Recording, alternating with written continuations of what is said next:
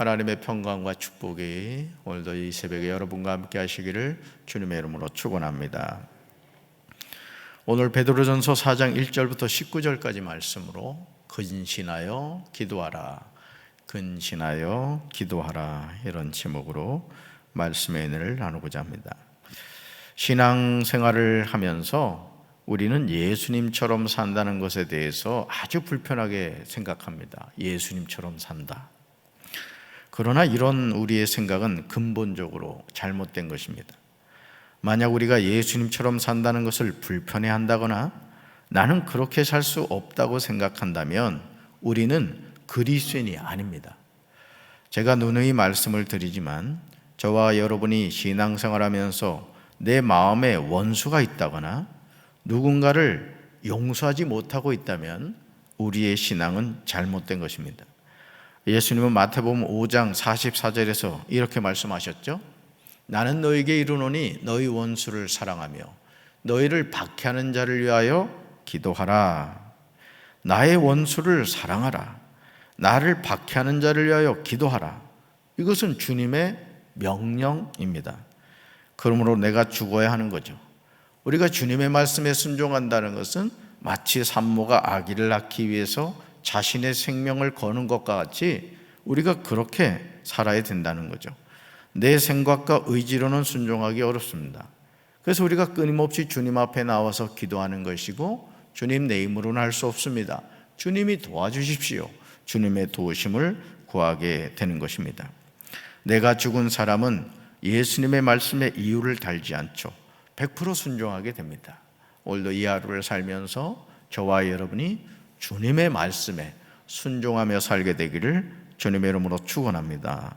첫 번째로 보시면 사람의 정욕이 아닌 하나님의 뜻을 따라 육체의 남은 때를 살아야 합니다. 사랑하는 성도 여러분, 신앙생활은 편하게 하는 게 아닙니다. 바울은 로마서 8장 13절에서 이렇게 말하죠. 너희가 육신대로 살면 반드시 죽을 것이로되 영으로서 몸의 행실을 죽이면 살리니. 우리가 영으로서 자신의 몸의 행실을 죽이면 뭔다? 산다. 이것이 성도의 삶입니다. 베드로가 1절에서 오늘 우리에게 말하는 것도 같은 내용이죠. 1절 같이 읽습니다. 그리스도께서 이미 육체의 고난을 받으셨으니 너희도 같은 마음으로 갑옷을 삼으라. 이는 육체의 고난을 받은 자는 죄를 그쳤음이니. 아멘. 그리스도는 육신으로 고난을 받으셨습니다. 그러므로 저와 여러분도 같은 마음으로 무장해야 합니다. 베드로는 육신으로 고난을 받는 사람은 이미 죄와 인연을 끊은 것이다, 이렇게 말하고 있습니다. 2절에서 말하듯이 이것이 육체의 남은 때를 살아가는 바른 방법이라는 거죠. 우리 2절 같이 읽습니다. 그 후로는 다시 사람의 정욕을 따르지 않고 하나님의 뜻을 따라 육체의 남은 때를 살게 하려 함이라. 아멘. 베드로의 말을 미사역으로 들으면 안 됩니다. 이제부터는 육신으로 살아갈 남은 때를 인간의 정욕으로 살지 말고 하나님의 뜻대로 살아야 된다는 거죠. 여러분 구원 받으셨죠? 구원 받았음을 믿으시죠? 그럼 하나님의 자녀잖아요. 그럼 우리의 남은 때를 하나님의 자녀답게 살아야 된다라는 것입니다. 그렇다면 사람의 정욕이란 무엇입니까? 3절에 보시면 나오죠. 3절. 음란, 정욕, 술취함, 방탕, 향락, 무법한 우상숭배 등입니다. 이것들은 하나님의 뜻이 아닌 이방인의 뜻을 따라 행한 것입니다. 베드로는 이런 것은 지나간 때로 족하다는 거예요. 뭐예요? 우리가 예수님을 모르고 살았던 지난날 이런 술취함, 방탕, 향락, 무법한 우상숭배 등은 몰랐기 때문에 허용이 되었지만 이제는 구원받은 하나님의 자녀가 되었으니 더 이상 그런 삶을 살아서는 안 된다, 이것을 말씀하고 있습니다. 우리 주변에 있는 이방인들은 우리가 이제 그들과 함께 방탕에 휩쓸리지 않을 때 우리를 괴이하게 생각하며 욕설을 퍼붓습니다. 하지만 그들은 산자와 죽은 자를 심판하실 주님 앞에서 바른 대로 고해야 할 것입니다. 베드로는 6절에서 다소 난해한 말을 하죠. 이 구절은 어제 우리가 살펴봤던 베드로전서 3장 18절부터 21절에 나오는 내용과 같은 맥락에서 기록된 내용입니다. 다시 말해서 복음이 홍수로 멸망한 사람에게도 전해진 이유가 여기 있다는 거죠. 비록 그들의 육체는 죽음의 벌을 받았지만 영만은 하나님을 따라 살도록 하려는 것이다, 이렇게 말하죠. 여러분, 성경에 보면 난해주 이렇게 돼 있는 성경 구절이 있어요. 그런데 이러한 구절은 억지로 풀려고 해서는 안 됩니다. 그러니까 여러분, 가끔 이렇게 목회자들 가운데 이제까지 풀리지 않았던 하나님의 말씀을 푸는 주의 종이 오셨다, 아주 위험하게 봐야 됩니다. 왜냐하면 그동안 수없이 많은 주의 종들이, 또 신학자들이 그 본문을 연구를 했지만은 인간의 이성으로는 풀 수 없는 부분들이 있어요. 물론 성령님이 그 말씀을 풀어서 설명해 주시고 깨닫게 해주시는 그런 경우가 있긴 합니다만, 어쨌든 난해주는 주의해서 봐야 돼요. 베드로 후서 3장 16절에서 베드로 자신이 난해한 말씀을 기록해 놓은 다음에 또 우리에게 이런 경고의 말씀을 하고 있어요. 따라합시다. 말씀은 자의적으로 해석하면 안 됩니다. 한번 볼까요? 베드로가 한 말이에요. 같이 읽습니다. 또 그 모든 편지에도 이런 일에 관하여 말하였으되 그 중에 알기 어려운 것이 더러 있으니 무식한 자들과 굳세지 못한 자들이 다른 성경과 같이 그것도 억지로 풀다가 스스로 멸망에 이르느니라. 아멘. 그러니까 쉽게 말하면 이거죠. 동방에서 그 예수님이 출생한 것을 맞이하러 간 사람들이 있었잖아요. 동방 박사들. 그러니까 그 동방이 어디예요? 조선이다, 이렇게 막 억지 해석을 하는 식인 거예요, 쉽게 말하면. 그러니까 여러분들이 하나님의 말씀을 이렇게 이해하시기 위해서는, 그래서 참 좀 부담스러울 수 있겠지만 좀 주석 성경이나 이런 걸 좀 필요해요. 또 좀 말씀을 더 깊이 알기 원하시는 분들은 또 이렇게 단권 주석 이래 책들이 있거든요. 그런 책들 이렇게 말씀을 읽다가 잘 깨달아지지 않으면 이게 무슨 뜻일까 그냥 넘어가지 말고 그렇게 한번 살펴보셔도 좋고, 또 우리 목회자들한테 전화해서 목사님 이런 구절이 있는데 이게 무슨 뜻이에요? 좀 알려주세요. 이렇게 물어보는 것도 필요합니다. 아셨죠? 엉뚱한 데 가서 또 말씀 풀어달라 하지 마시고요. 자, 두 번째 볼까요? 만물의 마지막이 가까이 왔으니 정신을 차리고 근신하여 기도해야 합니다. 베드로는 2절에서 사람의 정욕을 따르지 않고 하나님의 뜻을 따라 육체의 남은 때를 살라고 말합니다. 너무도 당연한 말인데 오늘 적지 않은 성도들이 하나님의 뜻을 따르지 않고 사람의 정욕을 따라 살다가 신앙의 항에서 파선하고 맙니다. 여러분, 오늘도 우리가 육신의 소욕을 따라 살 거냐 성령의 소욕을 따라 살 거냐, 이것은 하나님이 결정해 주는 게 아니에요. 우리가 결정하는 거예요. 내가 하나님의 말씀에 순종하며 살아가는 것, 그것은 내가 자유의지를 가지고 믿음으로 결단해야 될 문제지 누군가 대신 결단해 줄 수 있는 것은 아니다라는 것이죠. 그렇다면 우리가 하나님의 뜻을 따라 사는 것은 어떤 모습일까? 베드로는 7절부터 11절에서 그 내용을 정확하게 제시하고 있어요. 우리가 하나님의 뜻을 따라 사는 삶이 뭐냐? 오늘 집에 가셔서 한번 더 읽어보셔야 돼요. 7절부터 11절 순종해야 될 말씀이에요. 먼저 7절 볼까요? 7절 같이 읽습니다. 만물의 마지막이 가까이 왔으니 그러므로 정신을 차리고 근신하여 기도하라. 그러므로 너희는 정신을 차리고 근신하여 기도하라, 이렇게 말하죠. 우리 삶에 세상의 종말이 가까이 다가오고 있습니다. 그러므로 마음을 깨끗이 하고 침착해야 된다는 거예요. 또 정신을 차려 기도하며 살아야 된다는 거예요. 여러분, 정신 차려야 될 줄로 믿습니다. 정신줄 놓으면 안 되는 거예요. 정신을 바짝 차리고 내가 하나님의 자녀로 살아야 된다는 거죠. 사랑하는 성도 여러분, 정말 거듭난 그리스도인으로 살기를 원하십니까? 주님이 기뻐하시는 참된 성도가 되기를 원하십니까? 그렇다면 8절로 10절 말씀을 순종하시기 바라요. 따라합시다. 삶이 없는 신앙은 거짓입니다. 신앙 생활입니다. 신앙과 생활은 같이 가야 돼요. 신앙은 삶과 함께 가야 건강한 거예요.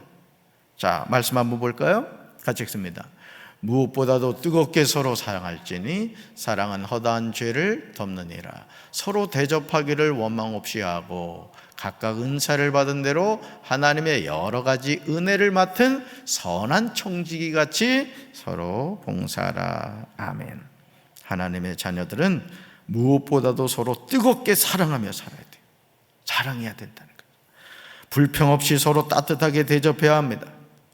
자신이 받은 은사대로 하나님의 여러 가지 은혜를 맡은 선한 관리인으로서 서로 봉사하며 살아야 합니다. 그러면서 저와 여러분이 가져야 하는 중요한 삶의 태도가 있죠. 베드로가 11절에서 우리에게 전하고 있는 말씀은 그리스도인이 꼭 암송해야 될 말씀이에요. 11절 말씀. 자, 한번 볼까요? 같이 읽습니다. 만일 누가 말하려면 하나님의 말씀을 하는 것 같이 하고 누가 봉사하려면 하나님이 공급하시는 힘으로 하는 것 같이 하라. 이는 범사에 예수 그리스도로 말미암아 하나님이 영광을 받으시게 하려 함이니 그에게 영광과 권능이 세세 무궁하도록 있느니라. 아멘. 일상의 삶에서 말을 하는 사람은 하나님의 말씀을 전파하는 사람답게 해야 합니다. 주님의 몸인 교회에서 봉사하는 사람은 주님이 주시는 힘으로 봉사하는 사람답게 해야 되는 거예요. 또 우리가 이런 삶을 살아갈 때 하나님이 모든 일에 예수 그리스도로 말미암아 영광을 받으신다는 거죠. 그러니까 어떤 일이 주어졌다 할지라도 그 일을 열심을 다하여 감당하라는 거예요. 할렐루야. 오늘 우리는 이런 언어의 사용과 봉사가 회복돼야 돼요. 그 교회에서 헌신자가 없다. 그것은 그 교회의 직분의 의미를 깨닫지 못하는 성도가 많다 이 뜻이에요. 그러니까 여러분들이 항상 주님의 몸된 교회에서 하나님께 쓰임받는 그런 일꾼들 되길 주님의 이름으로 축원합니다. 꼭 우리 성교회 담당일 때만 나와서 교회 청소하고 이러지 말고 평소에도 와서 관심 가지고 이렇게 하면 되죠. 어제 저도 새벽 예배를 마치고 이렇게 나가 보니까 바람이 많이 불었잖아요. 어제 그냥 보니까 막 종이부터 해가지고 쭉 그냥 막 춤을 추고 있더라고요. 그래서 제가 빗자루 가지고 다 쓸었어요. 이거 얼마나 깨끗해요. 그러니까 여러분들이 항상 어떤 일을 하든지 여러분들이 그런 충성된 마음을 가지고 교회를 돌보시고 여러분 자신의 신앙도 잘 돌보시는 우리 성도들 되기를 주님의 이름으로 축원합니다. 자, 세 번째 볼까요? 연단하려고 오는 불시험을 이상한 일 당한 것으로 여기지 말아야 합니다. 자신을 연단하려고 다가오는 불시험을 좋아할 사람은 없어요. 하지만 베드로는 12절과 13절에서 우리에게 다가오는 불시험을 이상하게 생각하지 말라고 권면합니다. 우리 12절과 13절 같이 읽습니다. 사랑하는 자들아, 너희를 연단하려고 오는 불시험을 이상한 일 당하는 것 같이 이상히 여기지 말고 오히려 너희가 그리스도의 고난에 참여하는 것으로 즐거워하라. 아멘. 그 다음 또 있죠. 이는 그의 영광을 나타내실 때 너희로 즐거워하고 기뻐하게 하려 함이라. 아멘. 불시험은 그리스도의 고난에 참여하는 거예요. 여러분 예수님 닮기 원한다고 우리 말하잖아요. 그러면 여러분 예수님 닮기 원한다는 것은 뭐예요? 예수님이 걸어가신 길을 나도 걸어간다는 뜻이거든요.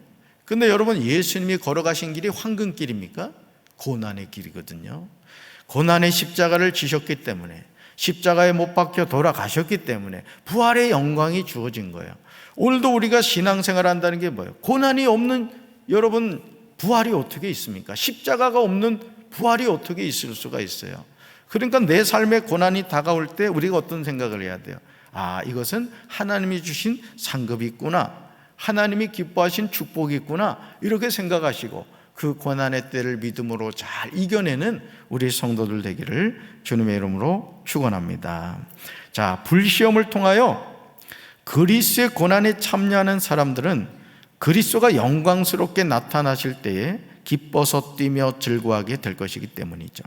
저와 여러분이 그리스도의 이름으로 모욕을 당하면 복이 있습니다. 예를 들어 여러분 전도지를 돌리거나 전도를 하는데 여러분 강팍한 사람이 여러분을 향해서 욕을 한다거나 심지어는 소금을 뿌린다는 거나 어떤 사람은 물을 이렇게 끼얹는 사람도 있거든요. 자, 그럴 때 화를 낼 필요가 없다는 것이죠. 그 당연한 거거든요. 여러분 전도하는 걸 제일 싫어하는 게 누굴까요? 마귀죠. 마귀가 싫어하는 일을 하니까 당연히 어떻게 해요? 마귀에게 붙잡힌 사람이 분노하는 거예요. 그 사람이 마귀는 아닙니다. 단 마귀에게 붙잡혀 있는 거예요. 그러니까 어떤 고난이 다가오더라도 오히려 뭐 해야 된다? 기뻐하고 즐거워해야 된다는 거죠. 자, 영광의 영, 곧 하나님의 영이 저와 여러분 위에 머물러 있기 때문이죠. 베드로는 16절에서 더 분명하게 말하죠. 16절 같이 읽습니다. 만일 그리스도로 고난을 받으면 부끄러워하지 말고 도리어 그 이름으로 하나님께 영광을 돌리라. 아멘. 그렇습니다. 우리가 그리스도인으로 고난을 받는 것은 부끄러워하지 말아야 돼요. 오히려 그리스도인이라는 이름을 얻게 된 그것으로 우리는 매일 매순간 하나님께 영광을 돌려야 하는 거예요. 그러니까 여러분, 우리가 이제 신앙생활을 하면서 늘 생각하는 것이 아주 이제는 비단길을 걸어가게 될 것이다, 이렇게 생각을 하지만 여러분, 히브리서 11장에 나오는 믿음의 사람들의 삶을 보면요, 믿음의 길을 가는 건 비단길을 가는 게 아닙니다. 비아 돌로로사 고난의 길을 가는 거예요. 그런데 주께서 주신 하나님의 축복의 약속이 있기 때문에 그 목표를 향해 믿음으로 달려가는 것이죠. 예를 들어서 우리 자녀들이 이제 수능 시험을 보고 이제 논술 시험도 본단 말이죠. 그럼 그 과정이 너무너무 힘든 거예요. 그렇지만 끝까지 목표를 가지고 최선을 다해서 나아가면 어떻게 돼요? 나중에 이제 합격이라는 그 기쁨과 즐거움이 주어지는 거예요. 어떻게 보면요, 저와 여러분은 이 세상에서 우리는 지금 천국 가는 수능생이에요. 수능생. 그래서 잘 준비해야 돼. 잘. 아멘. 오늘 새벽 예배 나온 분들 보니까 잘 준비하고 있는 것 같아요. 끝까지 잘하시기 바라요. 그래서 합격은 뭐야? 합격은 천국 들어가는 거죠. 이 기쁨이 있어야 되는 거예요. 자, 그러나 우리가 피해야 하는 고난이 있어요. 피해야 하는 고난이 있다는 거죠. 15절에 그게 나와요. 15절 같이 읽습니다. 너희 중에 누구든지 살인이나 도둑질이나 악행이나 남의 일을 간섭하는 자로 고난을 받지 말려니와. 아멘. 고난도 종류가 있다는 거예요. 하나님이 허락하신 고난, 영광을, 그러니까 칭찬받는 고난이 있고 받지 말아야 될 고난이 있다라는 거예요. 그게 바로 15절에 나온 거죠. 우리가 피하는 고난이 뭐예요? 살인, 도둑질, 악행, 남의 일을 간섭하는 것으로 말미암아 비롯된 것입니다. 하나님의 자녀는 이런 것으로는 고난을 받지 말아야 돼요. 주님의 일을 하다가 고난을 받고 믿음을 지키기 위해서 고난을 받는 것은 하나님의 상급이 있지만은 여기 나오는 종류는 상급이 없다는 거죠. 베드로는 17절과 18절에서 아주 중요한 사실을 말합니다. 같이 읽습니다. 하나님의 집에서 심판을 시작할 때가 되었나니 만일 우리에게 먼저 하면 하나님의 복음을 순종하지 아니하는 자들의 그 마지막은 어떠하며 또 의인이 겨우 구원을 받으면 경건하지 아니한 자와 죄인은 어디에 서리요. 아멘. 지금 하나님의 집에서부터 심판을 시작할 때가 되었다는 거죠. 그러면서 두 가지를 묻고 있어요. 두 가지. 첫째, 심판이 우리에게서 먼저 시작되면 하나님의 복음에 순종하지 않는 자들의 마지막이 어떠하겠습니까? 라고 묻고 있어요. 둘째, 의인이 겨우 구원을 받으면 경건하지 않은 자와 죄인은 어떻게 되겠습니까? 그러므로 이제 하나님의 뜻을 따라 고난받는 성도들은 하나님께 자기 영혼을 맡겨둬야 돼요. 여러분이 평소에 어떤 돈이 있다. 예를 들어 내가 열심히 한 달 동안 직장에서 일을 해서 월급을 받았다. 그럼 여러분 그 월급 받아가지고 집안에다 놔두는 분 없죠? 혹시 냉장고에다 넣어놓으신 분 계세요? 그런 분 저한테 얘기하세요. 제가 신방 좀 가게. 여러분 열심히 일해서 월급을 받았어요. 그럼 어떡하시죠? 대부분 은행에 갖다 넣잖아요. 은행에 넣는다는 건 뭐예요? 내 월급 잘 보관해 달라는 뜻 아니에요. 우리 영혼은 누구한테 맡겨야 된다? 하나님께 맡게 된다는 것이죠. 네. 왜요? 하나님은 우리를 지으신 분이기 때문에 또 우리의 영혼을 지켜주세요. 따라서 하나님은 나의 영혼을 지켜주십니다. 그래서 오늘 찬양 불렀잖아요. 내 영혼이 은총 입어 중한 죄짐 벗고 보니. 그렇죠? 그러니까 우리 영혼은 누구한테 맡겨야 돼요? 하나님께 맡겨야 되는 거예요. 왜? 하나님이 지켜주시기 때문에 그렇죠. 이제 어떤 경우에도 흔들리지 말고 옳은 일에 계속 힘쓰면서 살아가야 될 줄로 믿습니다. 오늘도 이 하루 우리 성도들에게 좋은 일이 있을 겁니다. 또 때로는 예기치 않은 시험이 다가올 수 있어요. 그러나 분명한 사실은 하나님이 나를 지켜주신다. 이 사실을 생각하시고 오늘도 믿음 안에서 승리하는 복된 하루 되시기를 주님의 이름으로 축원합니다. 가슴에 손 얹겠습니다. 좋으신 하나님 감사합니다. 오늘도 이 새벽에 주께서 저들을 사랑해 주셔서 주님의 몸된 전에 나와 새벽 제단을 쌓을 수 있도록 도와주심에 감사합니다. 우리의 영혼을 지키시는 하나님이 계시기에 우리 영혼을 하나님께 맡깁니다.